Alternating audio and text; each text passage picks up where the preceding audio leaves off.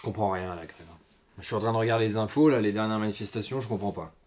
Enfin si, je comprends pourquoi les gens font grève, pourquoi ils font des manifestations, hein, comme tout le monde. Hein. Surtout avec des lois à la con comme la loi El Khomri.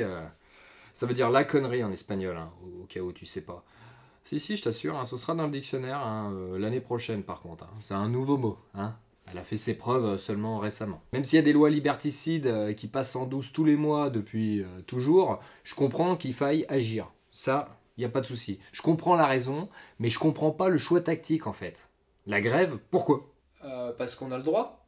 Ah oui, très bonne réponse. Parce qu'on s'est battu pour l'obtenir, sous Napoléon en 1864.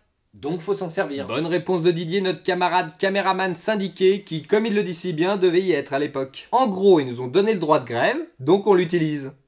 On est des dingues. On est des frappes à dingues. Et de leur côté, ils passent des lois sans notre accord, et en cas de résistance, ils font un petit forcing avec un 49.3. Ouais, ça me semble plutôt équitable comme manière de procéder. Ah, c'est pour ça qu'on fait grève, hein. Et à chaque fois, on a réussi à négocier les lois, hein. Ou presque. Ok, c'est peut-être parce que je comprends rien. Mais peut-être que ça les arrange qu'on fasse grève. Hein. Peut-être que ça fait partie du jeu. Regarde un exemple. Il y a un vendeur, il a une maison qui vaut 200 000 euros.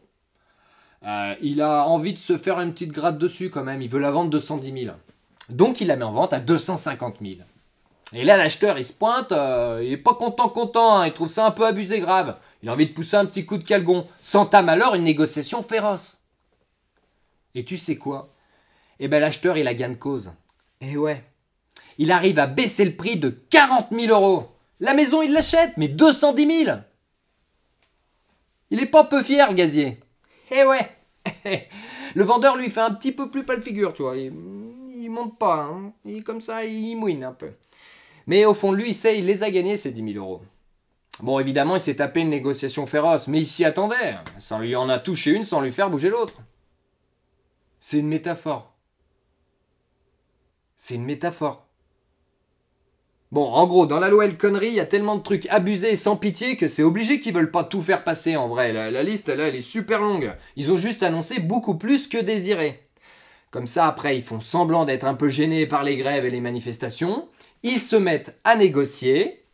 Et au final, ils font passer que 1/5 de ce qui était prévu dans la loi de départ. Sauf que ce 5e, ça correspond à ce qu'ils voulaient vraiment faire passer. Vu le bruit que font nos manifestations, ça sert pas à rien, moi je te le dis. En effet, ouais, ça fait du bruit. Et justement, c'est peut-être ça le problème. C'est qu'on n'en retient que ça. Le bruit. Quand tu regardes une manifestation, ça transpire pas l'intelligence. Hein. T'as l'impression qu'on a conservé que ce qu'il y avait de plus primaire chez l'homme. Bon, certes, tout le monde avance dans le même sens, mais voilà, parqués par des gendarmes.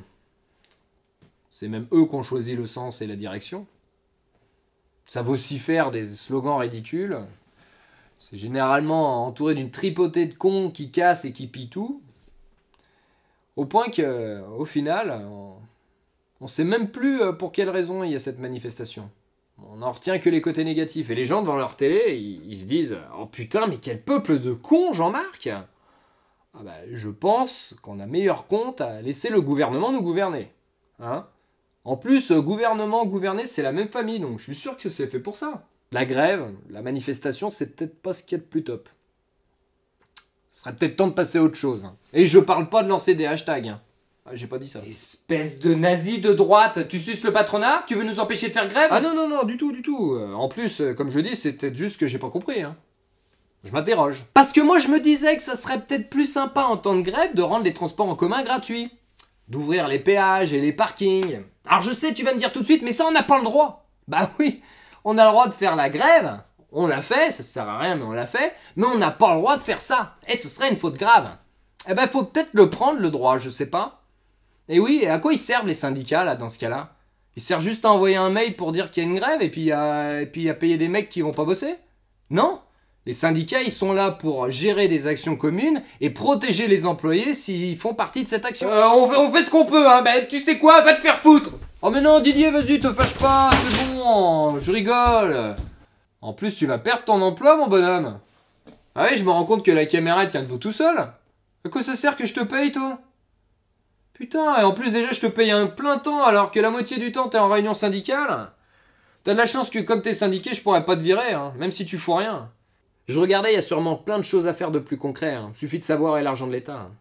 Rien que si on arrêtait d'acheter les produits les plus taxés. L'essence, le tabac ou les jeux à gratter.